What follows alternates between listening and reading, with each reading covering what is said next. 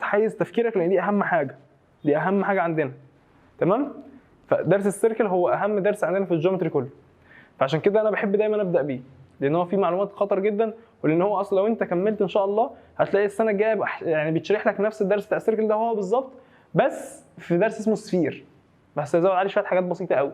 فدرس محتاج منك تفهمه، تحبه وتتعامل معاه عادي بكل سهوله، لان هو هيفتح لك بيبان كتير قوي.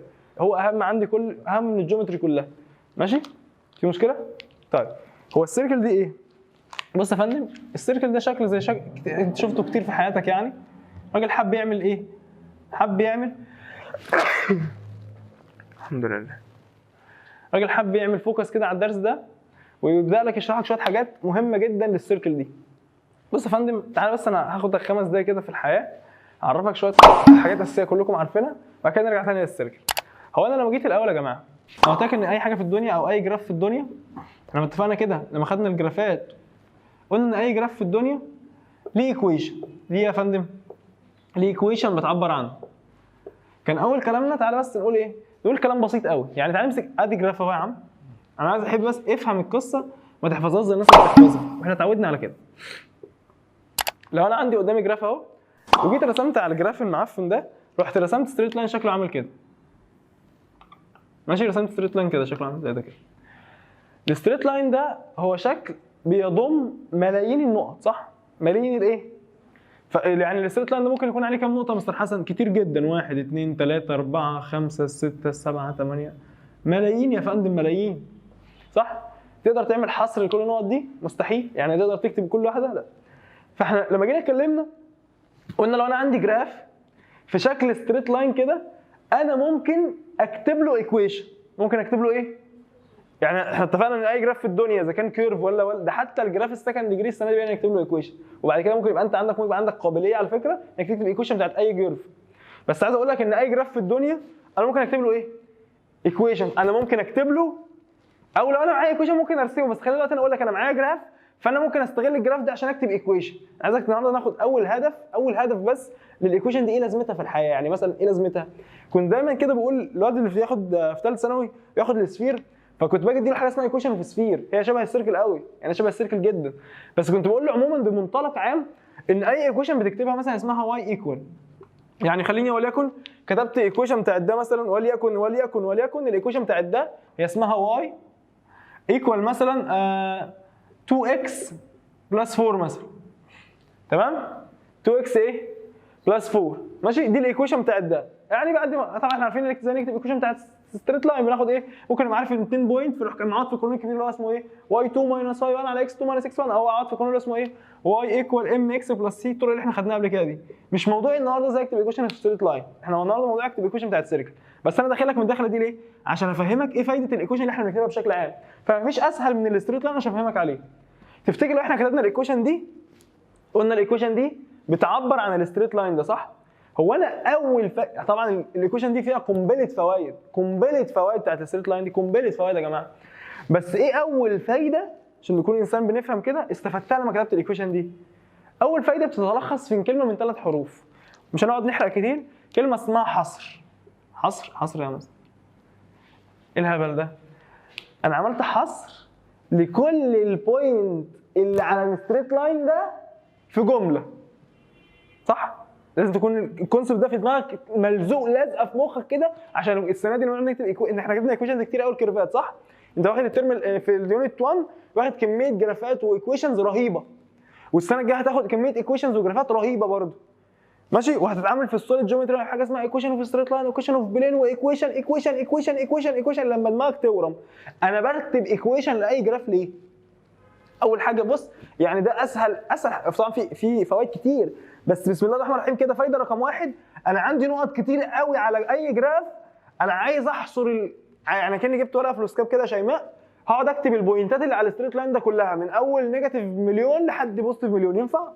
طبعا ده نقط كتير قوي، انت هتهزر. بس انا ممكن اديك اكنها جنرال فورم كده او شكل اسمه ايكويشن. الايكويشن دي او الفانكشن يعني هي اسمها ايه بقى؟ هي عامله حصر لكل النقط اللي على ايه؟ اللي على الستريت لاين ده. طب عامله لها حصر ازاي؟ انا مش فاهم انا عامله لها حصر ازاي يعني؟ عامله لها حصر يعني ايه؟ عامله لها حصر؟ عامله لها حصر يعني اي بوينت اون ذا جراف او اون ذا ستريت لاين ده ساتيسفاين ايه؟ الايكويشن. يعني ممكن اقعد احلم انا كده، احلم انا والواد محمد كده نحلم مع بعض، والله ده ممكن يكون الستريت لاين ده مش ممكن يكون عليه نقطه الاكس بتاعها ب2. فواحد طلع كذاب، واحد طلع مثلا اسمه خالد قال لك انت كذاب. مين قال لك؟ اقول له طب بص، انا معايا التيكت بتاع الجراف، التيكت بتاعه، كل جراف الدنيا معاه تيكت اسمه ايه، مكتوب عليه ايه؟ الايكويشن بتاعه، زي بطاقتك كده مكتوب عليه ايه يا فندم؟ الايكويشن بتاعته. قال له والله هنشوف لو النقطه دي موجوده في الايكويشن او ساتيسفاي الايكويشن، والكلمه دي احلى، ساتيسفاي الايه؟ تبقى اكيد موجوده في الجراف. وانا عارف بسم الله الرحمن الرحيم الفايده الاولى لوجود الايكويشن في الحياه للجراف هي بتعمل ايه؟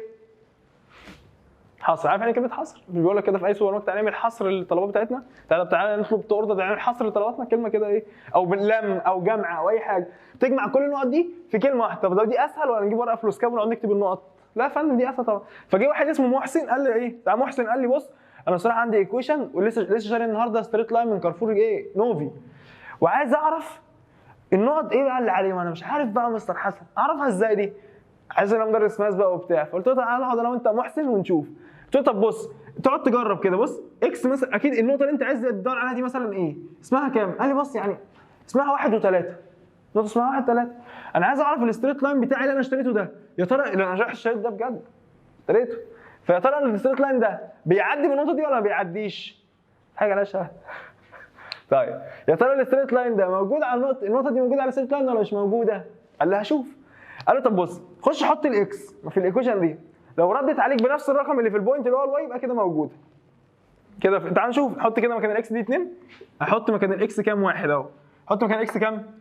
1 بلس 4 ها، فيديني واي ايكوال كام يا مستر؟ 2 زائد 2 في 1 ب 2، 2 زائد 4 6. محسن راح ماسك رقبته قال لك انا اتضحك عليا، اشتريت ستريت لاين مش موجود في النقطه دي. يا عم طب ليه؟ ما هي موجود فيها نقط ثانيه، طب خد اي نقطه ثانيه يرضيك ربنا. لا هو دي يرضيك مش جايه معاه، انا عايز ستريت لاين بيعدي نقطه. قلت له خلاص بقى روح رجع ده واشتري ايكويشن، اشتري جراف يكون ليه ايكويشن ساتسفاي البوينت دي. فاهمين النقطه؟ فاهم الفرق؟ فانت قلت لي بس سيبك من كل الهبل ده بقى ومحسن الكلام ده، انا كل الهدف من النهارده انا بكتب ايكويشن. ليه؟ انا بكتب ايكويشن لستريت لاين او لاي محروق، يعني اي محروق يتحط على الاكس واي بلين ده بكتب له ايكويشن. ليه؟ بكتب له ايكويشن عشان ايه؟ بكتب له ايكويشن ليه؟ عشان اعمل حصر لكل النقط اللي عليه. طب في فوائد تاني كتير؟ في فوائد تاني كتير فيها، ممكن تجيب الاسلوب، ممكن نعمل ممكن بص نتشقلب جوه البلين ده المستر ايكويشن فيها، ممكن نعمل ديريفاتيف ممكن نعمل حاجات كتير جدا. بس اول بسم الله الرحمن الرحيم كده فايده رقم 1 ان انا عندي جراف، دي لازم تكون متمسمره في دماغك كده. ايكويشن من قبل ما يعني من قبل ما اكتب الايكويشن بتاعت السيركل دي، الاوريجن دي هل الاوريجن ساتيسفاي الايكويشن بتاعت السيركل؟ ليه؟ مش موجود. يعني قصدك تقول ان اي نقطه جوه حيز السيركل ده مش ساتيسفاي صح؟ يعني خليني كتبت الايكويشن دي قلت لك مثلا الايكويشن دي اكس باور 2 بلس واي باور 2 ايكوال 9 مثلا. دي يا عم دي الايكويشن هعرفك شويه بعد شويه جت ازاي. هتقول لي اي نقطه ساتيسفاي الايكويشن لازم تكون هنا على موجوده اون ذا سيركل هنا كده. طب النقط اللي جوه دي لا خلاص دي مالهاش علاقه بيه صح؟ افهم احنا بنتعامل مع ايه. تقول لي خلاص انا فاهم ان كل النقط اللي جوه دي مالهاش ايه؟ مالهاش علاقه بالرول ده. اهم حاجه النقط اللي على السيركل. في حد قال لي بص عشان تكتب الايكويشن بتاعت السيركل دي طريقه سهله قوي. مش احنا خدنا زمان عشان نكتب الايكويشن بتاعت الستريت لاين كان عندنا طرق، ازاي هات نقطتين او هات نقطه وسلوب او هات مثلا السلوب والانترسكت مع اكسس، كان في كذا طريقه كده صح؟ النهارده قال لي ايه بقى يا فندم؟ قال لي عشان تكتب الايكويشن بتاعت السيركل ممكن يبقى انت محتاج حاجتين بس. عشان تكتب اي ايكويشن بتاعت السيركل محتاج كام حاجه؟ عشان تقدر تكتب الايكويشن بتاعت السيركل محتاج سنتر، محتاج السنتر تكون عارفه، سنتر الكوردينيت بتاع السنتر يعني تكون عارف الايه؟ الكوردينيت بتاع السنتر بتاعها، وتكون عارف الراديوس بتاعها بكام. بس كده يا مستر. يبقى انا كده ليه؟ كان مديني جنرال فورم، كان مديني ايه؟ جنرال فورم، جبت منها السنتر وجبت منها الراديوس. طبعا دي اول طريقه عندنا في الايه؟ كله موجود في الملزمه يا شباب، كله موجود في الملزمه يا شباب، كله موجود. احنا دي اول طريقه، احنا بسم الله الرحمن الرحيم احنا اول حاجه هدف عرفنا ايه النهارده؟ عرفنا إيه؟ الهدف بتاع الايكويشن بتاع السيركل دي ايه؟ قلنا ايه؟ حصر كل نقطه اللي موجوده على السيركل اللي موجود عليها بس. ماشي؟ وده ينفعنا واحنا بنحل في مسائل الصعبه. طيب تاني حاجه قلت لو انا ممكن اكتب الايكويشن بتاعتها محتاج حاجتين عشان اكتب الايكويشن اللي هم السنتر والراديوس. لما تيجي تكتب الايكويشن ممكن تكتب ايكويشن ستاندر او ممكن تكتب ايكويشن ايه؟ جنرال. لو انت كتبت الايكويشن بشكل ستاندر او جنرال اكتب الستاندر، فوكس الستاندر تجيب الايه؟ الجنرال. حد زعلان؟ ولا اي حاجه. طيب لو انت معاك انت الستاندر او جنرال تعرف انت تجيب السنتر والراديوس؟ اعرف اجيب مفيش مشكله. الموضوع سهل. سهل جدا. طب تعالى ناخد اكزامبل يعني اكاد يكون فيه شويه فهم شويه عشان الاكزامبل دي تافهه قوي. هناخد بس اكزامبل وبعد كده ناخد ثلاثه ايتمز في الايه في الحل بتاعنا. هناخد بقى الدرس بعد كده في 3 سكاشن هنخلصهم وكده الدرس خلص. درس تافه بس لو اتفهم، ودرس لذيذ لو اتفهم. وعلى فكره ممكن يبقى سهل برضه لو اتحفظ بس مش هيفيدني باي حاجه. هتحس بعد كده ان انت تعبان، يعني انت حافظ شويه قوانين بتطبقها وخلاص ولا فاهم بتتعامل معاها ايه. لا هتاخديها ماشي. عايز اقول لك كده في قانونين بس ارجع لك عليهم قبل ما اكتب السؤالين دول. كان في حاجه انت خدتها في ثالثه اعدادي الترم الاول، قانون اسمه ميد بوينت. قانون اسمه ايه؟ بيجيب حاجه اسمها ميد بوينت ماشي، بيجيب حاجه اسمها ميد بوينت. فاكر الميد بوينت دي لو انت عندك مثلا نقطتين هنا كده، واحده اسمها اكس 1 واحده اسمها اكس واي 1، واحده اسمها اكس 1 واحده اسمها ايه؟ واي 1، واحده اسمها اكس 2 واحده اسمها واي 2. على فكره انا ممكن اي نقطتين في السبيس او في الكارتيزيان بلين بتاعي اقدر اجيب لهم ميد بوينت واجيب لهم ديستانس ما بينهم. كان قانون الميد بوينت ده بيقول لي ايه بقى يا مستر؟ قانون الميد بوينت ده ابو علي كان بيقول لي حاجه جميله قوي. قال لك عشان تجيب الميد بوينت ما بين اثنين اي كوردينيت، ايه يا فندم الميد بوينت دي نقطه زي اي نقطه، فتقول لي اول نقطه فيها اسمها اكس 1 بلس اكس 2 على الاثنين، وبعد كده الثاني واي 1 بلس واي 2 على، وسيب كده هنديك اكزامبل عبيط عليها دلوقتي. يعني مثلا لو عندي تعالى نكتب النقط ونعوض ونشوف. لو عندي نقطه مثلا اسمها كده يا شيماء اسمها 2 و3، النقطه دي اسمها 6 و9 يا عم. دول نقطتين في السبيس، تعرف تجيب لهم ميد بوينت؟ اعرف اجيب ميد بوينت عادي جدا. الميد بوينت ايه يا فندم؟ الميد بوينت ده موضوع تافه. خد ايه يا فندم؟ خد الاكس بتاع كل نقطه واجمعهم واقسمهم على الاثنين، يعني 6 زائد 2 8 6 بلس 2 على الاثنين اهو. جمعت الاكسات كوردينيت وبقى قسمت على الاثنين. خد الوايات 3 بلس 9 على الاثنين. في مشكله؟ هيطلع لك ده يا فندم 6 بلس 2 8 يطلع ده 4 ويطلع ده كام؟ 6 ماشي؟ فدي كده الميد بوينت. فين الميد بوينت دي يا صاحبي؟ اهي الميد بوينت اهي والله يا عم. الميد بوينت اللي هي في النص، اللي هي قسمت المسافه بينهم الحته دي قد الحته دي. زعلان؟ ده بس ريفيجن سريع على قانون حته الميد بوينت دي. طيب لو انت عندك نقطتين وعايز تجيب مثلا منهم المسافه دي كلها بكام؟ عايز تجيب الايه؟ المسافه، او انت عندك مثلا الميد بوينت عايز تجيب المسافه من البوينت دي، تقول لي عادي جدا. هتقول لي في قانون كان اسمه ديستانس. قانون اسمه ايه يا مستر؟ قانون الديستانس ده كان بيجيب ايه بقى يا ابراهيم؟ كان بيجيب حاجه بسيطه اسمها سكوير روت او كبير كده، تعمل سكوير روت كبير. تقول لي ايه بقى؟ واي 1 او واي اي حاجه، واي 1 ماينس واي 2 اول باور 2 بلس اكس 1 ماينس اكس 2 اول ايه؟ باور 2. يعني من الاخر ايه؟ خد نقطه وابدا منها. مثلا هبدا من النقطه دي، خد الاكسات ناقص بعض واعمل باور 2، بعد كده خد الوايات ناقص بعض واعمل باور 2. كده هيديك المسافه ما بين النقطتين بالظبط، اكنه جبت متر كده وقستها. تعالى كده نعوض. تعالى بقى مثلا نجيب الديستانس. تعالى نجيب الديستانس سكوير روت كبير اهو، مش كبير قوي يعني. واي 1 ماينس واي 2، واي 1 ماينس واي 2. اي ابدا على فكره القانون ممكن كده تكتب واي 2 ماينس، مش فارقه، ابدا بس ابدا من اي حاجه كده هنعمل باور 2 نربع كله. 3 ماينس 9 اهو، 3 ماشي ماينس 9 اول باور 2 بلس اكس 1 اللي هو 2 ماينس 6 2 اول باور 2. كان ممكن ابدا من النقطه الثانيه دي عادي، يعني اقول 9 ناقص 3 باور 2 6 ناقص 2 باور 2، هي مش فارقه. يطلع معايا كام في الاخر الرقم ده؟ يطلع معايا هنا كام؟ 3 ناقص 9 4 6 36 و ما خلونا اتعذب واحسب بدماغي. كام؟ 2 روت 13 زي الفل. يعني معناها ايه يا فندم الكلام ده؟ ان المسافه ما بين النقطتين دول كام؟ 2 روت 13. انت كنت لسه جايب ميد بوينت هنا صح؟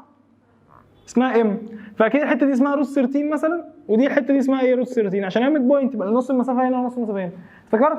هو ممكن على فكره في درس بتاع السيركل النهارده يقعد ايه يتلاعب بالميد بوينت والسيركل عشان يخليك ايه تكتب الايه الايكويشن بتاعته. عايزينهم؟ ماشي موجودين يا فندم، موجودين والله.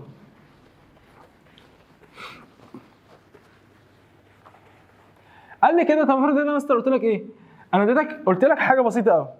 قلت لك انا عندي ايكويشن، عندي سيركل، خلي بالك السيركل ايه؟ رحت رسمت لك دي كده. بص رسمته ما اتكلمتش عشان اوريك ان الرسم ممكن يقرفنا ساعات. ورسمت سيركل كده اعتبرها لحمت هنا ماشي؟ مش عارف ماشي؟ سيركل اهي دي السنتر بتاعتها تريقنا رسمي ماشي دي السنتر بتاعتها اهو ماشي؟ انا مش عارف السنتر ولا عارف الراديوس ولا عارف اي حاجه قلت لك ان في نقطه هنا مثلا اسمها 6 و10 وفي نقطه هنا مثلا اسمها كام؟ 2 و 4 يا عم يلا مش مشكله في نقطه موجوده عليها 6 و10 تعرف تكتب لي الايكويشن بتاعت السيركل دي؟ تقول لي بص انت كداب بقى وعرفتني انت قلت لي من شويه انا مش عارف اكتب الايكويشن بتاعت السيركل غير لما اكون عارف السنتر والراديوس قلت لك انت كده عارف السنتر والراديوس بس انت محتاج تتعب شويه عشان تجاوب ما تتوقعش اقول لك في الامتحان كده اتفضل ايه يا عم دول تافهين قوي ده انت بتكتب الايكويشن في 3 ثواني اكيد هديك حاجه تجيب منها سنتر اتعب شويه صح؟ وتقول لي ايه النقط دي موجوده على السيركل طب ما تيجي نفتكر الموضوع انا يبقى عندي سيركل عايز اجيب لها ايكويشن عشان الايكويشن تعمل حصر لكل النقط اللي على السيركل صح؟ يبقى اكيد لما اجي اكتب الايكويشن النقط دي اصلا ليها ايه؟ ساتسفاي الايه؟ الايكويشن صح؟ كده يا مستر بس تعالى نستخدمهم بقى عشان هل ينفع نستخدمهم على طول لازم نجيب بيهم حاجه؟ لا نجيب بيهم سنتر ونجيب بيهم ايه؟ الراديوس ليه؟ عشان هم موجودين هنا عشان عارف ان هنا لو وصلت بينهم كده لو انا جيت وصلت كده ما بينهم مش دي نقطه موجوده هنا صح؟ ودي نقطه موجوده هنا صح؟ لما اوصل ما بينهم كده يبقى انا عديت ما بين ايه وايه؟ ده الديامتر صح؟ عشان انا نقطه موجوده هنا كده عديت ما بين ايه؟ الديامتر او انا في السؤال يعني معلش هقول لك ايه انا ممكن احط لك نقطه هنا وتوصل ما بينهم فانا اقول لك في السؤال ان النقطتين دول تيرمينالز بتوع الديامتر انا هقولها لك في السؤال جيفن يا عم بس انا نسيت اقولها دول ايه؟ دول تيرمينالز بتوع ديامتر فانت تقول لي خلاص ما دام دول تيرمينالز بتوع ديامتر فاكيد الميد بوينت بتاعتهم هي السنتر يعني ممكن اجيب السنتر صح؟ والسنتر دي تبقى هي ايه؟ هي الميد بوينت صح؟ تعال كده نجيب الميد بوينت خد الميد ممكن اجيبها ازاي؟ x1 بلس x2 على الاثنين يعني 2 زائد 6 على الاثنين اهو جمعت 2 بلس 6 على الاثنين جمعت الاكس دي والاكس دي على قسمت على الاثنين بعد كده الواي دي وزائد الواي دي واسمع على الاثنين 4 زائد 10 على الاثنين يبقى السنتر عندي ايكوال كام؟ 4 وكام؟ 7 طب يلا عايز اجيب بقى انا كده جبت السنتر اول حاجه اهي عايز اجيب الراديوس تعرف تجيب الراديوس؟ تعرف تجيب الراديوس؟ تقول لي ما انا ممكن اعمل ايه؟ انا ممكن اجيب المسافه بين النقطتين صح؟ واقسمها على الاثنين كده انا جبت الراديوس خلاص اهو يا عم اجيب مش انت لسه جايب السنتر اللي هي 4 و7 يا عم هات المسافه بين النقطتين دول على طول تبقى هي الراديوس زي ما تحب تعمل ايه؟ اي حاجه خد يا عم الراديوس اهو خد المسافه دي مع الميد بوينت يلا سكوير روت اهو نبدا واي 7 ماينس كام؟ ماينس 4 نعمل الواي ناقص الواي باور 2 بلس 4 ماينس 2 ها يطلع كام؟ 9 زائد 4 يبقى روت 13 ماشي يبقى الراديوس بكام؟ روت 13 طب ينفع كده تقعد تكتب جبت السنتر راديوس اهو صح؟ جبت المسافه بين دي ودي ماشي؟ تعرف تكتب الايكويشن؟ اعرف اكتب الايكويشن ستاندر وجنرال وكل حاجه اهو يلا يا مستر الستاندر فورم المستر قال لي اكس ماينس السنتر اللي هي 4 اول الفورم دي احنا حافظينها بلس واي ماينس 7 اول ايكوال الراديوس سكوير اللي هو يطلع كام؟ 13 طب انا مش عاجبني يا مستر الستاندر دي ممكن تكتب لي الجنرال عناية الاثنين تعالى نكتب لك الجنرال نعمل ايه؟ نفك عادي جدا نفك ازاي؟ اول في نفسه والثاني في نفسه 16 اول في الثاني في 2 8x الاول في نفسه y باور 2 الثاني في نفسه 49 اول في الثاني في 2 ماينس 14y ماينس 13 بالمره بقى بالمره هنخليها ايكوال 0 طيب نعمل ايه يا مستر؟ نجمع مين مع مين؟ هي كده x باور 2 مفيش غيرها y باور 2 مفيش غيرها ونيجاتيف 8x مفيش غيرها ماينس 14y مفيش غيرها في كونستانت هنا على كده 16 بلس 49 ماينس 13 كام؟ نيجاتيف 52 بوزيتيف 52 صح ايكوال 0 اللي انا كتبته ده يا جماعه دي الايكويشن الجنرال الايكويشن الايه؟ الجنرال بتاعت ايه؟ بتاعت السيركل اللي قدامي دي الكلام بقى بديهي احنا لازم تقوله لنفسك كده وانت بتفهم وانت بتحل عشان يعني دي ايكويشن ايه صح؟ اي نقطه موجوده على السيركل دي هتلاقيها ساتسفايد يعني من الاخر ايه؟ يعني انا خدت نقطه وليكن مثلا نقطه هنا اسمها ايه يا مستر؟ نقطه هنا كده، ولكن اي نقطه خليها مثلا 3 و12 يا عم مثلا يعني مش بالظبط يعني، بس قول مثلا اي نقطه كده في دماغي. النقطه دي اسمها كام؟ 3 و12. لو انا خدت نقطه 3 وال12 دي عوضت مكان ايه؟ مكان الاكس دي ب3 ومكان الواي دي بكام؟ ب12. وعوضت مكان الاكس دي برده ب3 ومكان الواي دي بكام؟ ب12. وجمعت يبقى 52 هيطلع كام الناتج؟ 0 زي الفل. حسيت الموضوع ده؟ طيب لو انا خدت النقطه اللي جوه دي اللي هي في السنتر، هي نقطه مميزه وكل حاجه، بس مش موجوده في الايكويشن بتاعتنا عشان هي مش تبع الايه؟ تبع النقط اللي احنا بنعمل لها ايه؟ حصر. زعلان؟ ولا اي حاجه. هيبدا بقى طبعا هو دي مثلا دي اول فكره تلاعب، اللي هو عشان ايه؟ بيصعب عليك شويه انك تجيب السنتر راديوس، بس دي يعني مش موت يعني. ممكن يبدا يتلاعب بحاجه ثانيه، يقول لي ايه؟ تعرف تكتب لي ايكويشن. انا بقول لك افكار الملزمه من غير ما افتحها ولا انت تفتحها ولا اي حاجه. تعرف تقول لي مثلا الايكويشن بتاعت السيركل الايكويشن بتاعت ايه يا مستر؟ السيركل اللي تاتش البوزيتيف اكس اكسس والسنتر بتاعها 2 و3. الكلام ده هيبدا يديك معلومات، يلعب على حته التخيل بتاعتك، يلعب على حته ايه؟ وانت بقى المفروض تبقى حوت تخيل انك فاهم الايكويشن والجراف والكلام ده، فتقول لي يا مستر اقول لك انا عندي ايكويشن في نرسم لها واحده ثانيه اهو. انا اجيب لك دايره ثانيه كده، امسح دي كده هنا، تمام؟ اهو امسح خالص ده كده. جيت سالتك قلت لك ايه؟ تعرف تكتب لي ايكويشن بتاعت السيركل؟ ايه الايكويشن بتاعت انهي سيركل؟ دي. ايه بقى الايكويشن بتاعت السيركل دي؟ قال لي الايكويشن دي السنتر بتاعها 2 و 3 وتاتش البوزيتيف اكس اكسس، ماشي؟ فواحد قال لي ايه؟ طب تعالى نحط السنتر ونشوف. اهو 2 و 3 اهو. ارسم السيركل بقى كده، وانت بترسمها خلي بالك اللي هي ايه؟ تاتش الاكس اكسس، ماشي؟ 2 و 3 ماشي.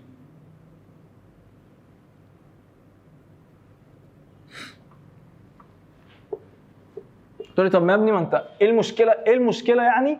ايه المشكله في برضه حاسس حد يحترق على الرسمه بتاعتي، حاسس برضه هي دي المشكله. ماشي يا جماعه، انا كنت برسم برجلي اصلا وانا صغير. السنتر ب2 و3، طب ما انا ممكن كده مفيش مشكله اكتب الايكويشن عادي جدا. يبقى فاضل لك حاجه مش عارفها يا صاحبي، ايه هي بقى؟ الراديوس بكام؟ صح؟ الراديوس ايه؟ مش عارف الراديوس بكام، بس ممكن يبص ايه؟ من الرسمه، صح؟ تعال نجيب الراديوس. هو في الراديوس ده اللي هو انهي حته، صح؟ او واحد طبعا تعبان في دماغه يقول لي الراديوس ده. طب ليه؟ ما هو صح؟ او الراديوس ده او الراديوس ده، نعتبرهم كلهم قد بعض يا شباب، ما نهزرش، ماشي؟ فساب اهم واحد اللي هو مين؟ ليه بقى ده اهم واحد؟ لان هو ده احنا عارفين طول، لان السنتر دي احنا ايه؟ هو مش السنتر دي نقطه؟ عشان اروح للسنتر دي من الاوريجن هعمل ايه؟ همشي 2 صح؟ واطلع 3. فتقول لي ما انا كده عارف الراديوس اصلا من كومبوننت السنتر. بس خلي بالك عشان هو قال لي ايه في المساله؟ تاتش الاكس اكس. ممكن يقول لي مش تاتش، النقطه مش تاتش، مرفوعه فوق شويه، فالسنتر مالهاش دعوه خالص بالراديوس، صح؟ فهنا عشان دي كيس معينه فهو قال لي النقطه دي، فانا عرفت منها، قلت له انت عشان قلت لي كده يبقى كده الراديوس هنا بكام؟ ب3. ليه؟ عشان تاتش الاكس اكسس، ماشي؟ كان ممكن يقول لي تاتش الواي اكسس، فتلاقي السنتر مش هو ال3، هتلاقيه هو ايه بقى؟ ال2، لان انت لو زقيتها كده بقت الراديوس هي ال2، يبقى الراديوس هو الحته دي اللي هو الكوردينيت بتاع مين؟ الكوردينيت بتاع الاكس بتاع السنتر ده. لو قال كده تاتش الواي، بس هو قال لنا تاتش الاكس، طبعا صعب اللي احنا نعمله. طب ينفع اجيب الجنرال بسرعه وخلاص؟ مش لازم اجيب الستاندر؟ لا، لازم تجيب الستاندر الاول. ما ينفعش تبدا مش رازع وخلاص، لازم تجيب الستاندر محطه وتروح ايه فاجي تجيب الايه؟ الجنرال. طبعا هكتبها مش هفكها، خلاص انت عرفت، مش هفضل كل شويه اقول الهبل ده. يبقى اكس ايه؟ اكس ماينس 2 اول باور 2 صح؟ بلس واي ماينس 2 3 باور 2 ايكوال ار باور 2 اللي هو كام؟ 9. حد عنده اي مشاكل مع الموضوع اللي انا قلتها دي؟ والله الموضوع تافه لو اتفهم او حافظ الرول العبيط ده. طبعا فوق الدنيا سهله خالص. يبقى انا كده فهمت ايه؟ على فكره المواضيع كتيره جدا، يعني الكونديشنز دي ما تفكرش اللي هو يديك السنتر ريز على طبق من ذهب، مستحيل يديك السنتر ريز على طبق من ذهب خالص. بس هديك يعني ممكن يديك حاجه لمحه كده بس، انك ايه؟ انك تفهم ازاي تجيب السنتر ريز. ممكن من شكل، من نقطه زي ما انا كنت يقول لك ميد بوينت، يقول لك ديستانس، يقول لك اي رزق. فاحنا بس خدنا فكرتين كده، والله بس ما نخلص الايه؟ المواضيع الهامه بتاعت الدرس، وبعد كده بقى نبدا نتفحص ونتمحص في المواضيع الثانيه. ماشي؟ هو طبعا هنشوف افكار كتير جدا يعني، هنشوف كده افكار في المعاصر اكتر، بس انا بقول لك فكرتين على الماشي كده عشان في 3 سكاشن مهمين قوي عايز اكلمك فيهم. ماشي؟ قبل ايه؟ قبل ما نخلص الدرس يعني. بص يا فندم، لو انت لو فهمت الايكويشن بتاعت السيركل فانت كده الف مبروك عليك، انت كده معاك 50% من الدرس. 50% من الدرس. تعالى بقى اقول لك حاجه بسيطه بدون يعني دخول في تفاصيل كتير، عشان بس تبقى انت راجل كده ايه؟ فاهم معايا؟ في 3 مواضيع مهمين يهمنا نتكلم فيهم، لو اتكلمت فيهم يبقى انت كده الدرس بتاعك خلص. اول حاجه هو خد السيركل بتاعتي بقى، بدا يلعب معاها. يعني بدا يلعب معاها، يحط سيركل وبوينت، وهقول لك يعني ايه بعد شويه. دي تقسمت للدرس زي ما احنا فاكر درس الاكسبوننشال لما قسمناه قعدنا نقول اسمه سكاشن كده، انا قسمت لك الدرس ده بحيث ايه؟ هما 3 مواضيع. يعني اول حاجه اعتبرها انتروداكشن، دي السيركل، اكتب لها ايكويشن واعمل لها كل حاجه. طيب ده بقى الابلكيشن عليه بقى، انا نستخدم اللي احنا عرفناه ده في ايه؟ قلت لك ممكن يكون عندي حاجه اسمها سيركل وبوينت، وحاجه اسمها سيركل وستريت لاين، وحاجه اسمها سيركل وسيركل. حاجه اسمها ايه؟ سيركل وايه؟ وسيركل. دول اهم 3 مواضيع يهمنا بس تكون فاهمينهم في مواضيع دول اكنهم الابلكيشن اللي في الدرس. اول حاجه مستر، في موضوع تافه، ماشي؟ موضوع تافه جدا. قال لك ايه بقى مستر؟ انا هنبدا باخر واحده، يعني نبدا باخر واحده لان اسهل واحده فيهم. هم كلهم سهلين والله. قال لك سيركل وسيركل. قال لك تخيل لو انت عندك 2 سيركل مع بعض، هم ممكن يكونوا وضع من ايه؟ وضع من 3، خلينا نقول بس هم 3. ماشي؟ 3 الاساسيين يعني. قال لك لو انت عندك 2 سيركلز مع بعض ممكن يكونوا كده، انا هكتب كل واحده وانت تقول لي ايه اللي انا عملته ده.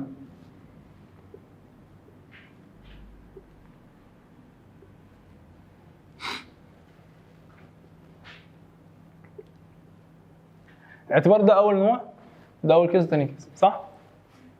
لو انت بصيت كده على اول واحده هناك دي ليها سنتر وراديوس اهو، دي ليها سنتر اهو اسمها السنتر بتاعها ام، ودي السنتر بتاعها مثلا ان،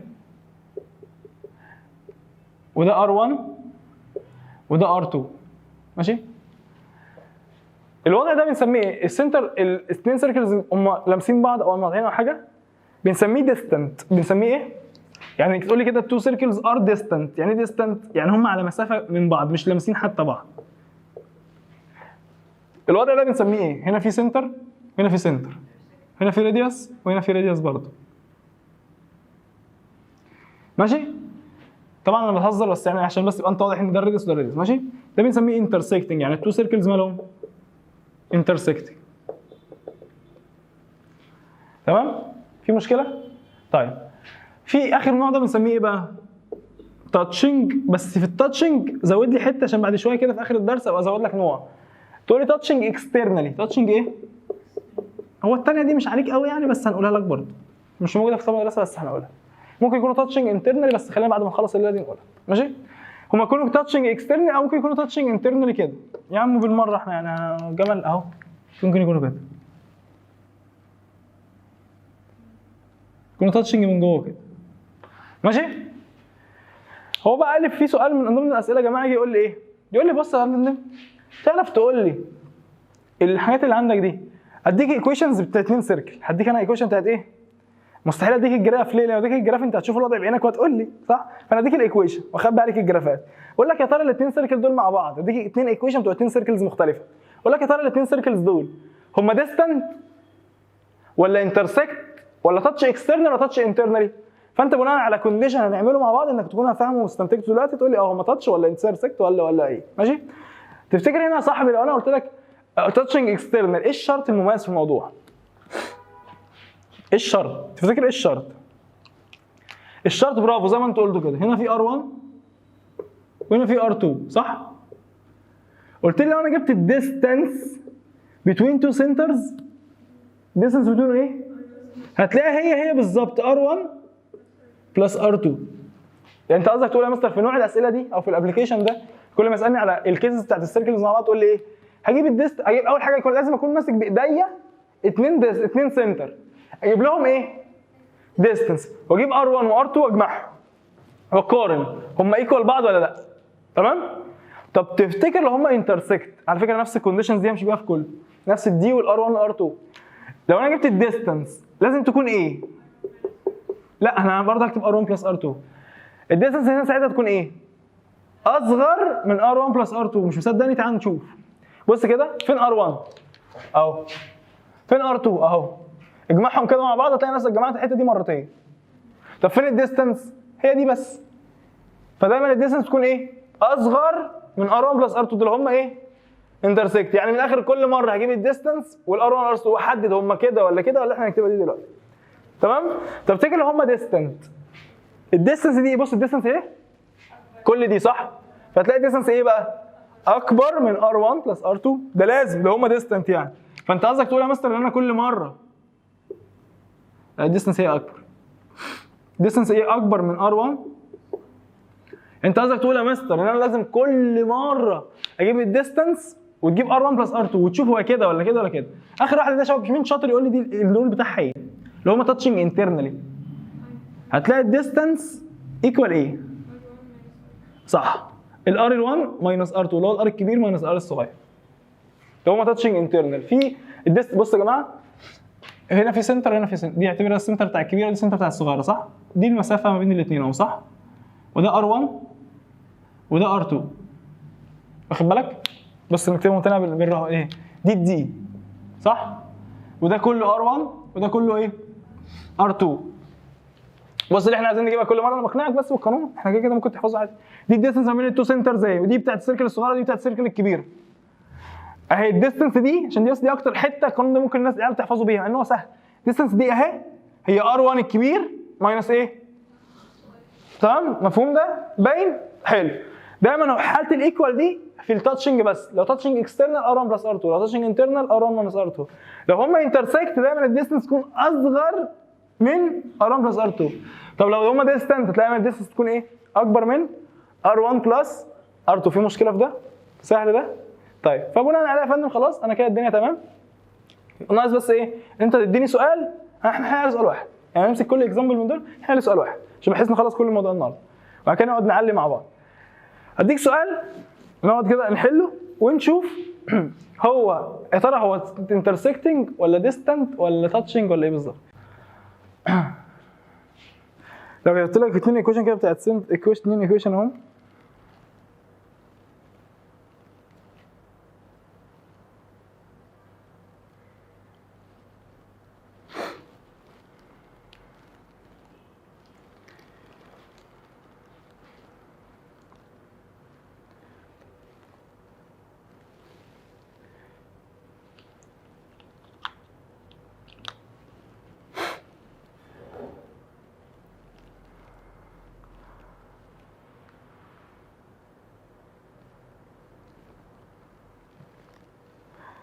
اكتب لي سنتر واحده اسمها 2، دي اول سيركل عندنا 2x باور 2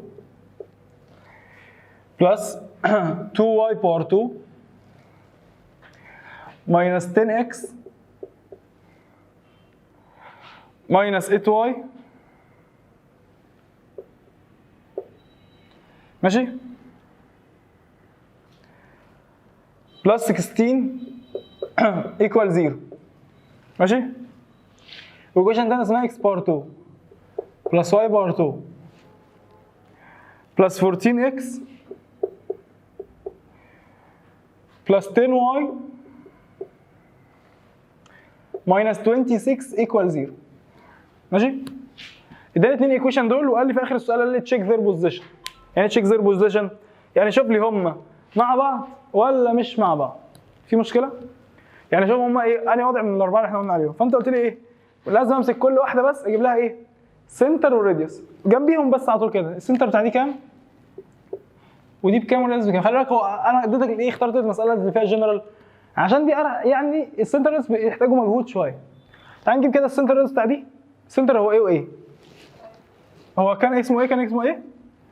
السنتر ده اكس وواي صح؟ نيجاتيف هاف كوفيشنت الاكس نيجاتيف هاف كوفيشنت الواي صح؟ نيجاتيف هاف ده يطلع كام؟ نيجاتيف 7 وده نيجاتيف 5. طب والراديوس كان بكام يا مستر؟ كان سكوير روت صح؟ ده سكوير ده سكوير اسف اللي هو نيجاتيف 7 باور 2 بلس نيجاتيف 5 باور 2 ماينس الدي اللي هو كام؟ خلي بالك دي ماينس وهنا ده فيه نيجاتيف ها؟ يبقى ماينس ايه؟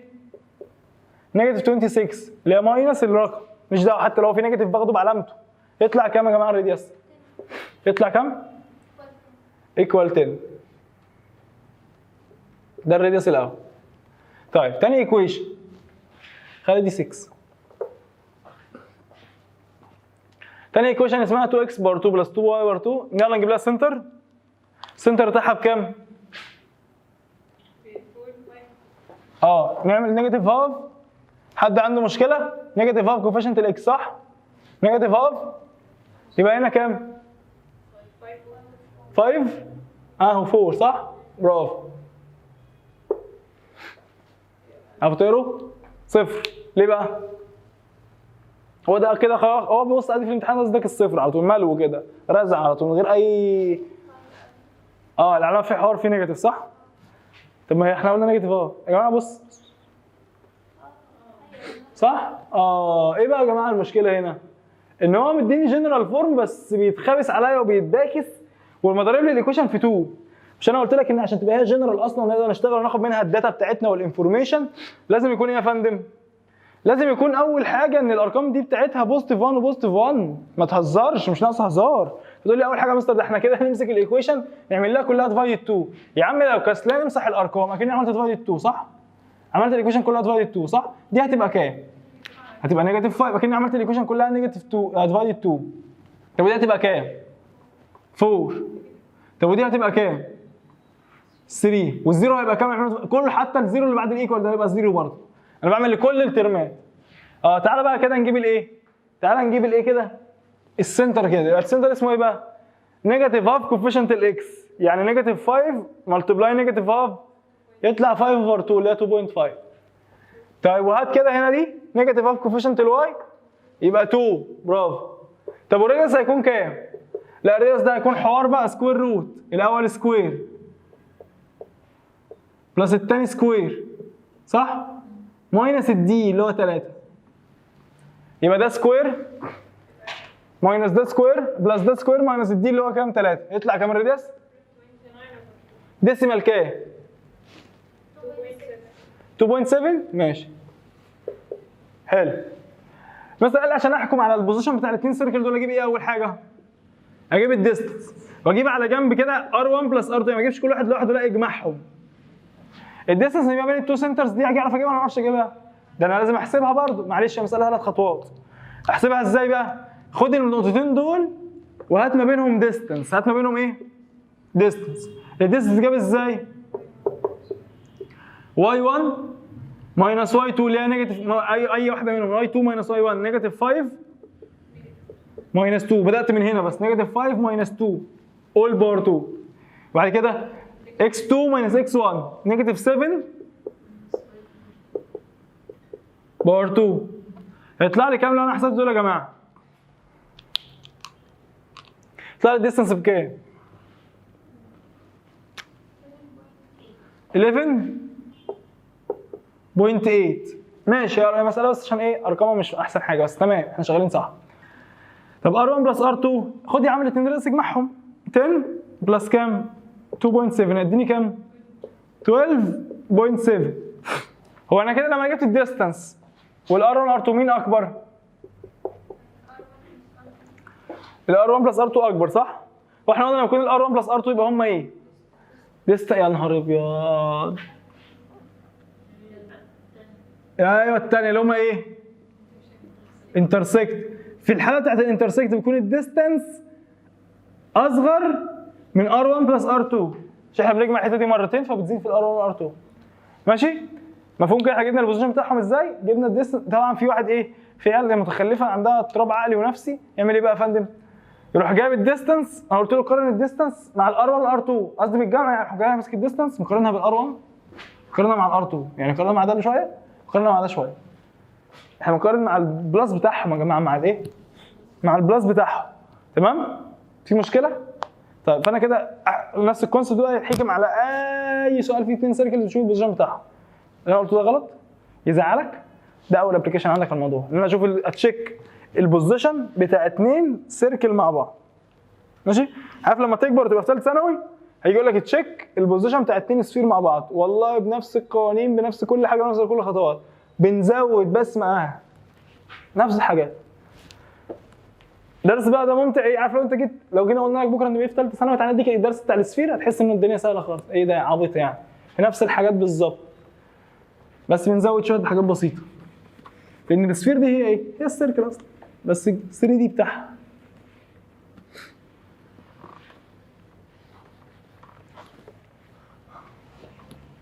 طيب ده كان اول موضوع. لو انت عندك سيركل مع سيركل وقلت له شكرا، احنا بادئين ايه؟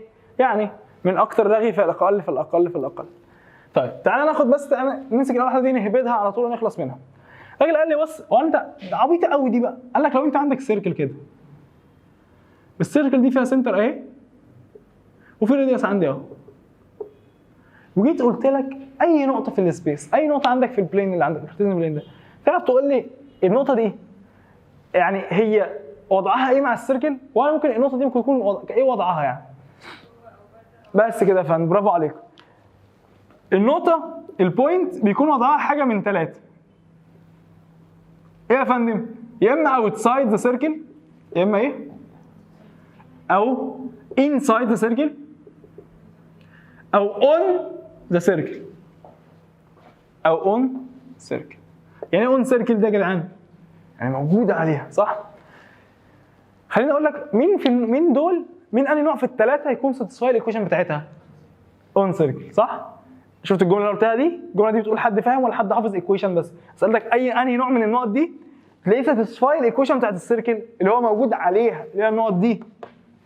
ماشي؟ يعني انت قصدك يا مستر تقول لي احنا ممكن نفاضل الموضوع. يعني انت مثلا لو قلت لك الايكويشن كده، قلت لك ايه؟ الايكويشن دي اسمها كده يا جدعان اهي، اديها لك شكل جنرال اكس باور 2 بلس واي باور 2 بلس 4 اكس ماينس 2 واي بلس 10 ايكوال 0. حلو؟ انا بس بفهمك وربنا عشان نحس بمتعه واحنا شغالين، تفهم احنا ليه بنستخدم القوانين دي. طب ليه ما استخدمناش القانون ده؟ انا في كوابيس تحصل في دماغك كده وانت بتحل، بحاول اجاوب لك عليها قبل ما تقابلها. دي ايكويشن اهي صح؟ فتقول لي طب ممكن احنا نعمل الشاهد في الموضوع او ميزان التفاضل، يعني انك تقول لي نمسك النقطه. يعني مثلا جيت سالتك يا ترى، انا قلت لك دي ايكويشن اهي بتاعت السيركل، او انا حتى ما رسمتش السيركل خالص، قلت لك دي ايكويشن بتاعت السيركل، انت صدقتني ان دي ايكويشن بتاعت السيركل صح؟ جيت سالتك قلت لك في نقطه عندي اسمها 2 و3، يا ترى النقطه دي وضعها بالنسبه للسيركل ايه؟ هل هي اوتسايد ولا انسايد ولا اون سيركل؟ فواحد قال لي السلام عليكم، قلت له عليكم السلام. قال لي ممكن ناخد النقطه دي نعوض بيها، لو اديتني 0 فكده النقطه دي ايه؟ طب لو ما اديتنيش 0 شفت ايه؟ انت قلت لي هتبقى بره او هتبقى جوه. يعني مثلا تقول لي انا اخد الاكس احط مكانها 2، يعني احط مكان الاكس دي 2 هيبقى اسمها 2 باور 2 بلس 3 باور 2 بلس 4 في 2 مكان كل اكس ماينس 2 في 3 بلس 10. الكلام ده هيديني 0 يا جدعان؟ تفتكر هيديني 0؟ 4 9 89 18 17 ناقص 6 شكلها 2 0 17 ناقص 6 11 لا مش 25 صح؟ اديتني 25 ما اديتنيش 0 يبقى هي ايه؟ مش موجوده على السيركل صح؟ فكده يا اما هي جوه او بره. فلو قلنا الموضوع ده بقى قال لك طب احنا هنعرف ازاي؟ الايكويشن الايكويشن مش هتعرف تفرق ما بينهم، الايكويشن عندها يا اسود يا ابيض، يا اما يكون نقطه موجوده معانا على المحيط بتاعنا على السيركمفيرنس بتاعنا او بره. فقال لك طب ما تيجي نعمل حاجه طريقه. حد يعرف يقول لي ممكن نعمل ايه؟ لو ايه؟ قصدك لو الرقم اللي طلع ده يعني؟ لا خالص. هديك 3 ثواني عقبال ما امسح السطرين دول.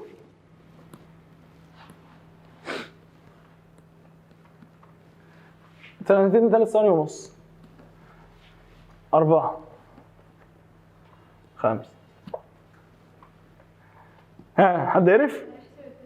ايوه ما بين مين ومين؟ حلو. يعني النقطه اللي هو مديها الاكسترنال دي اللي انا مش عارف هي ايه، احسب ان الديستنس ما بينها وبين السنتر، وبعدين زي الفل. ولو طلعت ايه بقى؟ ولو طلعت قد الراديوس هي اون سيركل. احنا لسه جايبين من الايكويشن. فاحنا قصدك تقول ايه؟ احنا ممكن ما نحتاجش اصلا بتاعت ممكن ما نحتاجلهاش، يعني احنا فاهمين بس ممكن ما نحتاجلهاش. يا عم كل مره انت مديني بوينت كده من بره، بوينت ما اعرفهاش، unknown بوينت، يعني اسمها unknown اهي، مش عارف لها اي زفت. حلو؟ unknown بوينت. اول كل مره اجيب الديستانس ما بينها وما بين مين؟ السنتر. لو الديستانس قد الراديوس فهي كده ايه؟ اون سيركل. طب لو الديستانس اصغر من الراديوس فهي كده ايه؟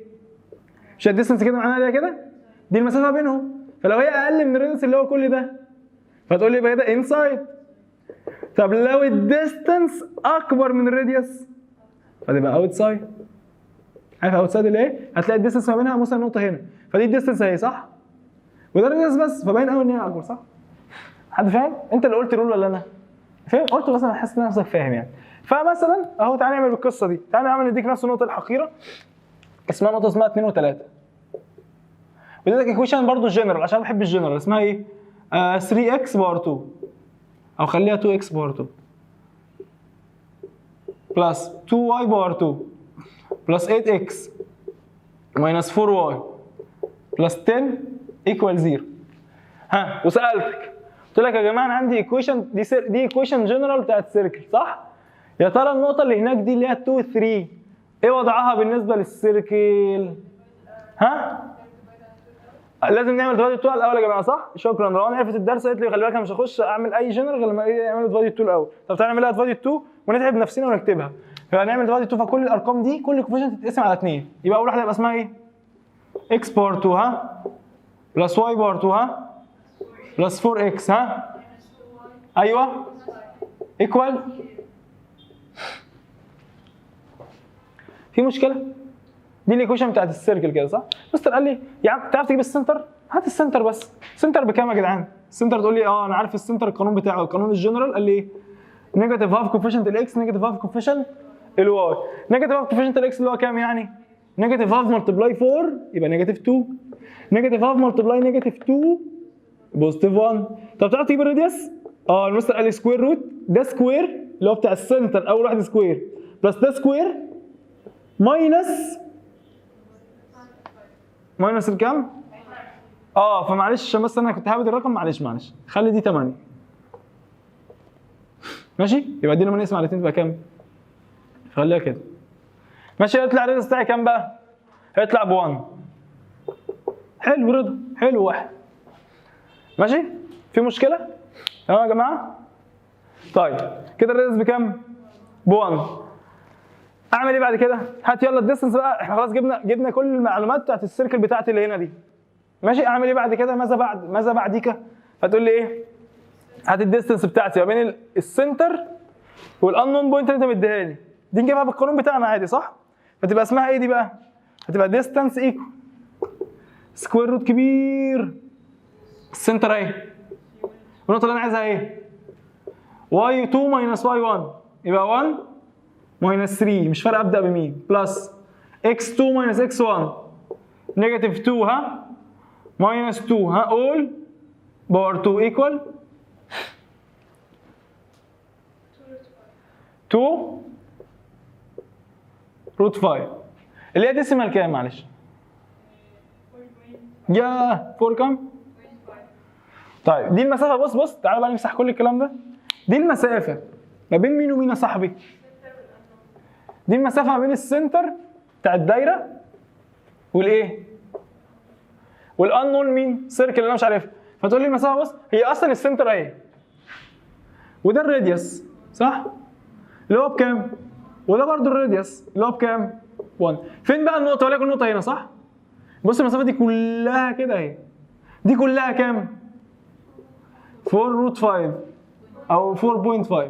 يا راجل يا مفتري النقطه باينه جدا اللي هي ايه؟ بره الدايره. فخلاص انا كده عرفت اقدر اقرر ايه؟ اجيب ازاي البوزيشن بتاع الايه؟ النقطه بالنسبه للسيركل اللي عندي صح؟ في مشكله؟ بتقول لي يا مستر كل مره اجيب الديستنس ما بين السنتر. على فكره انت خدت وقت اصلا انك تطلع السنتر والراديوس. انت في ده ما خدتش فيه 3 ثواني وقارنت على طول والموضوع خلص. موضوع تافه اون سيركل انسايد اوتسايد ماشي؟ في مشكله؟ عرفت ليه انا ما استخدمتش اللي هو الثاني اللي هو بتاع اللي احنا نعرف هي ستاتسفاي ولا مش ستاتسفاي لان انا مش عارف افرق بين الاوتسايد والايه؟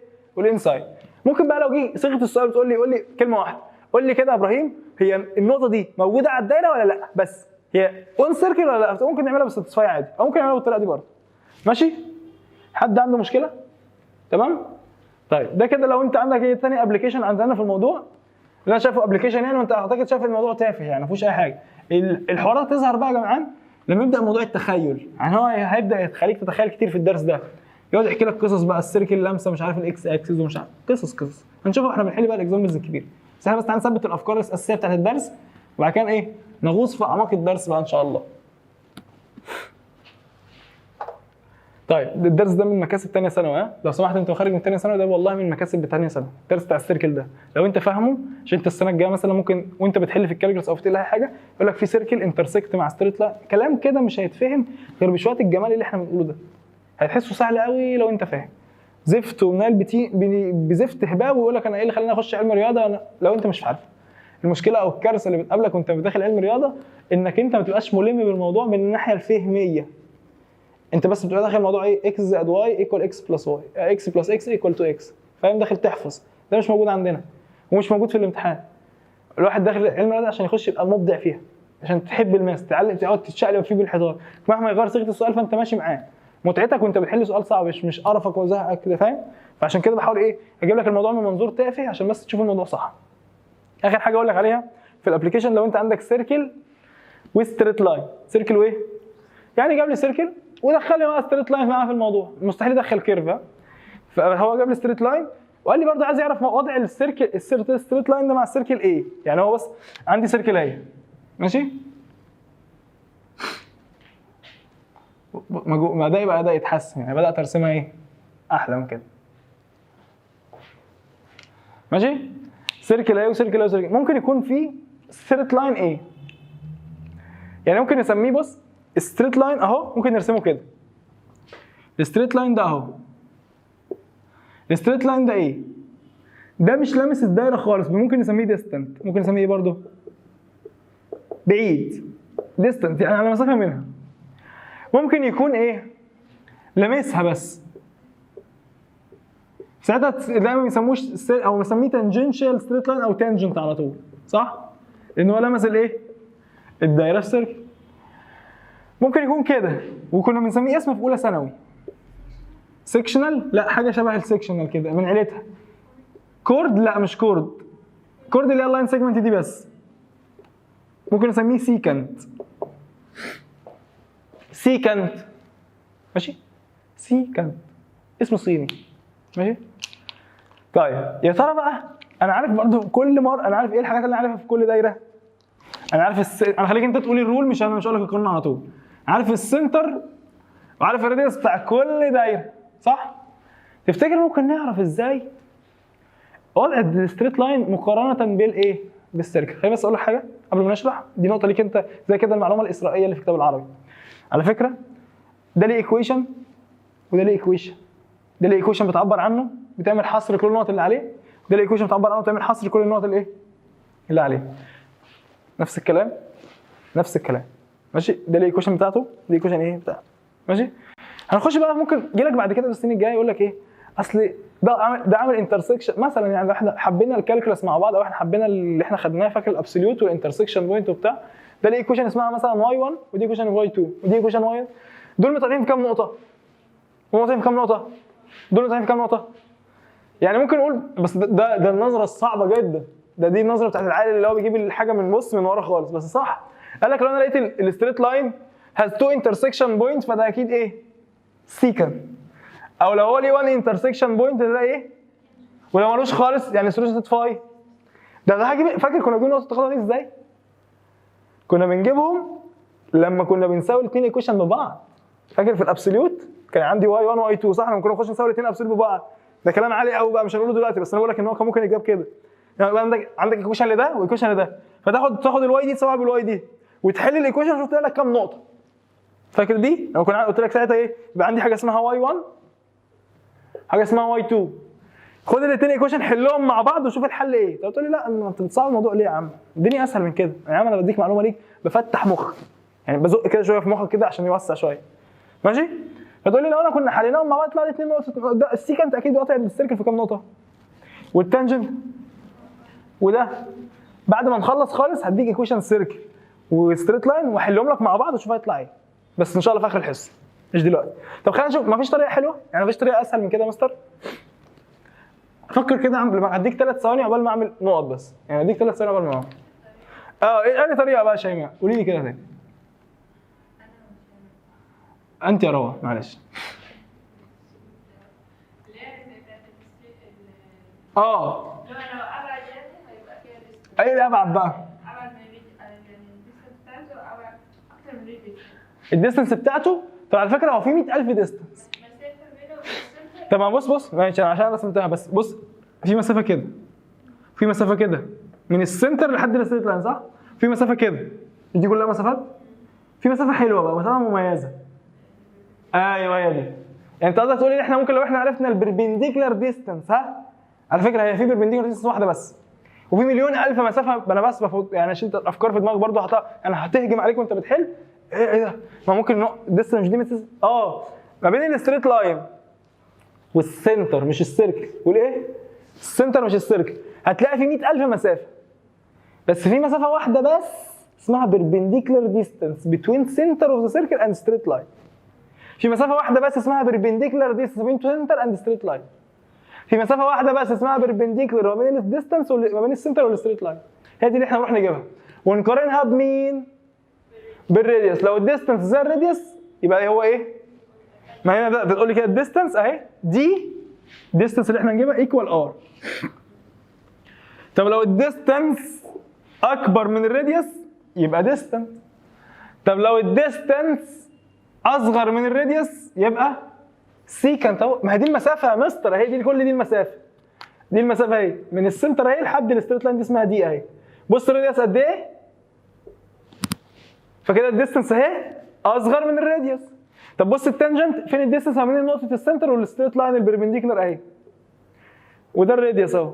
قد بعض ولا مش قد بعض؟ على فكره لما يكون الستريت لاين تانجنت دي تبقى زاويه 90 صح؟ طب بص فين الديستانس هنا؟ اهي من السنتر لحد الستريت لاين اسمها دي. فين الار بس؟ الار اهو. بص الديستانس قد ايه؟ والار قد ايه؟ مقتنع ولا حافظ؟ مقتنع ان شاء الله. صح؟ ماشي؟ فنقول ايه؟ تعال نقول تاني كده بس نفكرك. هنا كانت الديستانس ايه؟ اكبر من الار، وهنا الديستانس قد الار، وهنا الديستانس ايه؟ اصغر من الار. عشان احسب الديستانس دي في قانون. القانون اللي انا هكتبه هناك ده هو بيجيب المسافه بين اي ستريت لاين واي نقطه. يعني السيركل مالهاش دخل ايه؟ بالموضوع اصلا. يعني القانون اللي هكتبه لك هنا ده بيجيب اي مسافه ما بين ستريت لاين ونقطه. فانا مين اكتر نقطه انا عايز اجيب منها المسافه؟ السنتر. ماشي؟ فالقانون ده ملوش اي علاقه بالسيركل، بس احنا جايبينه ليه؟ هنحطه لك كده تحفظه لك ليه؟ عشان القانون ده بيجيب المسافه ما بين اي ستريت لاين البربنديكولار ديستانس وما بين اي نقطه. اعمل ايه بقى يا مستر؟ قال لك بص تعمل ابسوليوت فوق وروت تحت. تعمل ايه؟ ابسوليوت فوق وروت تحت. هو لازم في المساله يديك الايكويشن بتاعت الستريت لاين. قال لي وليكن مديني الايكويشن اسمها مثلا ايه؟ y بلس 2x minus 6 ايكوال 0. لازم تخليها بالمنظر ده وتخليها ايكوال 0. لازم تخليها ايه؟ لازم تخليها ايكوال 0. يلا خد الايكويشن زي ما هي بالظبط، اكتبها في الابسوليوت ده. y minus 2x minus 6. طب تحت في روت بقى اكتب ايه يا مستر؟ اكتب الكوفيشنت بتاعت الاكس والواي باور 2 بلس بعض كانك بتعمل بايثاغورس. كانك بتعمل ايه؟ شايف ده؟ 1 باور 2 بلس ده الطريقه باسهل حاجه. يعني انا القانون ده بيعمل ايه؟ نقول تاني، القانون ده بيجيب البربنديكولار ديستانس ما بين اي ستريت لاين واي نقطه في الجو في السبيس يعني. فاهم حاجه؟ فقال لي القانون يتكون من حاجتين، فراكشن فوق ابسوليوت تحت روت. شعر يعني. فراكشن فوق ابسوليوت تحت روت. اكتب ايه في الابسوليوت؟ اكتب الايكويشن بتاعت الستريت لاين عادي جدا، بس حاول لازم تكون كان لها ايكوال كام؟ 0. طب وتحت اكتب ايه؟ اكتب الكوفيشنت بتاعت الاكس والواي بس اندر في جوه الروت باور 2 اكنك بتعمل بايثاغورس يعني. ماشي؟ من غير دخول في تفاصيل مقرفه. دي في تفاصيل مقرفه هتوجع لك دماغك اكتر. انا عايز اخليك تخرج بالتفاصيل الحلوه اللي مخليك فاهم الدرس. ماشي؟ طيب اعمل ايه بعد كده؟ قال لك خلاص شوف النقطه اللي انت عايز تجيب المسافه بينها وبين الستريت لاين وعوض بيها مكان الواي والاكس بس كده. يعني وليكن مثلا النقطه بتاعت السيركل دي اسمها مثلا 4 و6. اعمل ايه يا مستر؟ هاخد ال4 و6 اخش اعوض بيها في الرول ده. يعني احط مكان الاكس كام؟ 4 واحط مكان الواي كام؟ 6. فتروح جاي انت تقول لي يبقى البربنديكولار ايكوال ابسولوت زي ما هو اوفر سكوير روت 1 سكوير بلس نيجاتيف 2 سكوير. شيل الواي حط مكانها كام؟ 6 ماينس 2 تايمز 4 صح؟ بلس هي دي بلس اصلا كويس مصلحه ماينس 6 ماشي. اللوكشه دي كده على الكالكوليتر ممكن تحسب اللي فوق لوحده، انا حاطط هنا ابسوليوت عشان لازم يطلع بوزيتيف، احنا بنحسب ماجنتيود المسافه. فيطلع البربنديكولار ده كام؟ ده ديفايدد ده اللي فوق 8 صح؟ واللي تحت روت 5، يبقى 8 اوفر روت 5. 8 اوفر روت 5 ديسيمال كام؟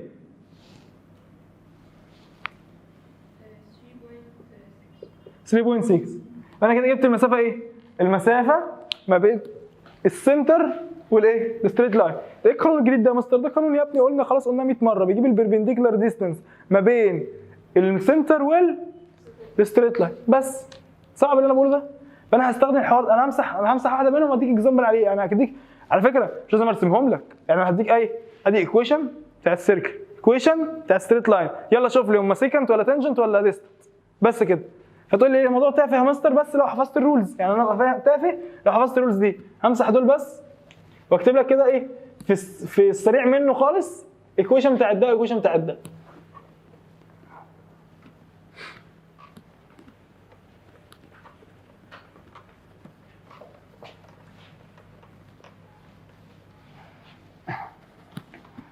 بص يا فندم، قال لي كده في السريع منه على طول، قال لي انا عندي ايكويشن بتاعت السيركل اسمها ايه؟ يا عم يعني اكتبها لك سهله بقى المره عشان انت زهقت من اكس ماينس 2 باور 2 بلس واي بلس 5 باور 2 ايكوال 25. حلو؟ وفي ايكويشن بتاعت ستريت لاين اسمها كده واي ايكوال 4x ماينس 2. زعلان؟ لا مش زعلان. ماشي؟ قال لي تعرف تقول لي بقى السيركل دي، خلي بالك انا هعيش معاك هنا شويه في الموضوع الثاني ده بس بعد ما نخلص خالص. تعرف تقول لي السيركل دي والستريت لاين دول موضوعهم ايه مع بعض؟ وانت قلت لي السيركل والستريت لاين كام وضع مع بعض؟ هم 3 صح؟ يا ايه؟ يا ديستنت صح؟ يا تانجنت يا سيكنت صح؟ في مشكله؟ تمام؟ طيب المستر قال لي ايه بس؟ قال لي هات هنا السنتر والراديوس سيبهم وهات لي الديستنس ما بين الايه؟ السنتر والستريت لاين، البربنديكولار ديستنس صح؟ فقال لي اول حاجه ايه؟ تعالى نجيب من هنا السنتر والراديوس بطريقه سهله خلاص مش محتاجه. دي ستاندر ولا جنرال؟ دي ستاندر ولا جنرال؟ ستاندر. السنتر بكام؟ ب 2 ونيجاتيف 5 صح؟ طب والراديوس بكام؟ 5 ولا اي حاجه. طب انا كده جبتهم. مستر قال لي ايه بعديها؟ قال لي اعتبر السنتر دي نقطه في الجو وده الستريت لاين اهو، يعني ده الستريت لاين بتاعي اهو ماشي؟ السنتر بعيد عنه مش عارف، عايزين نجيب مسافه ايه؟ البربنديكولار ما بين السنتر دي وما بين الستريت لاين ده اللي هي بنسميها بي. المسافه دي هنجيبها كده بالحب ولا بالتنجيم ولا بالقانون؟ بالقانون. فالقانون بيقول لي يا مستر بيربنديكولار ايكوال، القانون رخم بس مستر قال لي رول فراكشن فوق ابسوليوت تحت روت، فوق ابسوليوت تحت روت. نكتب جوه الابسوليوت نكتب الايكويشن بتاعت الستريت لاين بس لازم تكون كلها ايه؟ ايكوال 0 او كلها في نفس الناحيه. بص انا دايما هديك الايكويشن كده ها، فانت لازم تعمل عليها تعديل بسيط. تعمل ايه يا فنستر؟ واي ماينس 4x ها؟ شفت التعديل اللي انا عملته ده يا شيماء؟ واي ماينس 4x بلس 2. تمام؟ اعمل ايه بقى كده؟ خد الايكويشن زي ما هي كوبي بيست هنا ماشي اهو، دخلت كتبتها اهو جوه واي ماينس 4x بلس 2. طب تحت كنا بنكتب ايه في الروت؟ الكوفيشنت بتاعت الواي والاكس اكنك تعمل لهم بايثاغورس بلس بعض باور 2، يبقى 1 باور 2 بلس نيجاتيف 4 ايه؟ باور 2. طب وبعد كده جبت البربنديكولار؟ لا المستر قال لي ايه بقى؟ تاني خطوه، احنا بس من خطوات كتير عشان احنا بس عايزين نحفظها. خد السنتر دي عوض بيها مكان الواي والاكس اللي في الايكويشن. فتقول لي يا مستر خلاص شيل الاكس دي حط مكانها كام؟ شيل الاكس دي حط مكانها كام؟ 2. خلي بالك من التعويض قوي ها. وشيل الواي دي حط مكانها كام؟ نيجاتيف 5. وخلي بالك من التعويض وتعمل اللي فوق لوحده ولا تحت لوحده. لما تعمل الكلام ده يطلع البربنديكولار كام بقى؟ ده فوق نيجاتيف 5 ماينس 8 يبقى 11 وتحت 11 على 5 يبقى 11 على 5 كام؟ مش تحت دي 1 بلس 4 1 باور 2 بلس 4 باور 2 يبقى لا روت 17 يبقى 11 على روت 17 اللي هو كام بقى يا فندم؟ 2.7 صح؟ يعني دي المسافة ما بين النقطة والايه والستريت لاين، قلنا نقارنها مع مين؟ مع الراديوس اللي احنا جبناها، مش دي الديستانس هي اكبر ولا اصغر ولا ايكوال؟ اصغر من الراديوس صح؟ ده معناها ايه بقى اللي هو الستريت لاين ده ايه؟ سيكنت. يعني بص كان في دايره اهي، كان في دايره اهي ماشي، نعمل ايه؟ في السنتر في النص حلو؟ الراديوس بتاعها بكام؟ 5 صح؟ في بقى ستريت لاين على مسافه من السنتر دي 2.7، فاكيد هنا اصغر من دي، فشكله عامل كده مثلا صح؟ بحيث ان دي الديستنس اللي هي كام؟ 2.7 وده كله الايه؟ الار صح؟ فكده ايه يا مستر؟ فكده الديستنس دي اصغر من الار، فكده اسمه ايه؟ سيكنت. السيكنت ده قطع السيركل في كام نقطه؟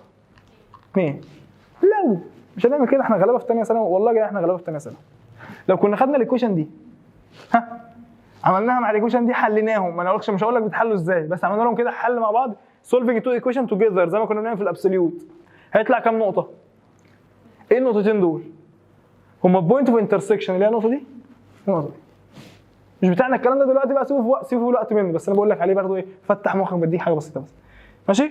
بس طبعا الطريقه دي اسهل عشان اعرف ايه، عشان اعرف يعني انا قاعد عايز اعرف الستريت لاين ده سيكنت ولا تانجنت ولا مش مستاهله، يعني مش سهله حوارات، ما تتفزلكش. مش بعلمك الفزلكه، بعلمك بس انك ايه، ان ممكن الموضوع فيه اكتر من حاجه، وفي كام كونسبت اساسيين في الماس اللي يعرفهم يبقى نجم.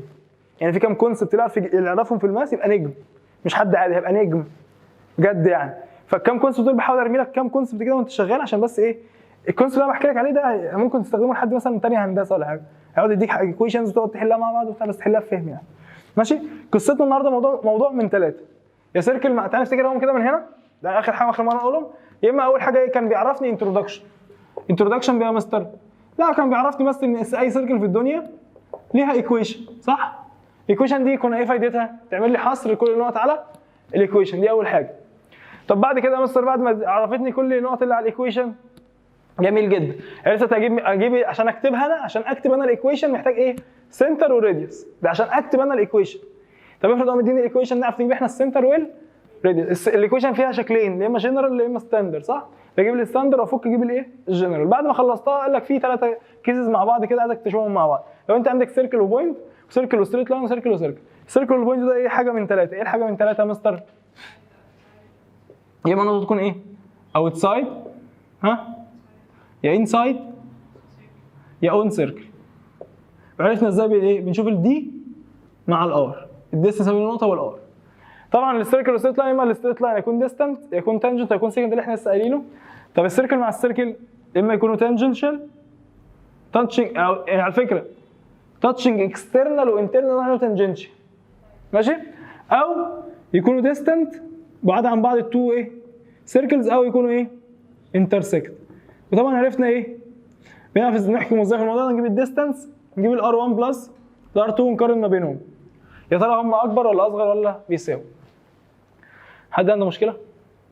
تمام؟ ممكن انت تعمل اللي هناك دي يعني ايه؟ دي سمبليفاي للموضوع يعني. احنا كده خلصنا 90% من مواضيع السيركل، فاضل بس 10%، وده اللي هيبقى باين في حل بعد كده بقى. فاضل بس ايه؟ 10% بس من ايه بقى يا مستر؟ من الاسئله الصعبه اللي فيها تخيل ماشي؟ دي احنا مش هنحلها المره دي اصلا، هناخد منهم كام حاجه بسيطه بس. اسئله في اسئله صعبه بقى فيها ايه؟ تخيل، معدل تخيل شويه وبتاع حاجه كده ماشي يا جماعه؟ حد زعلان؟ في مشكله؟ تمام؟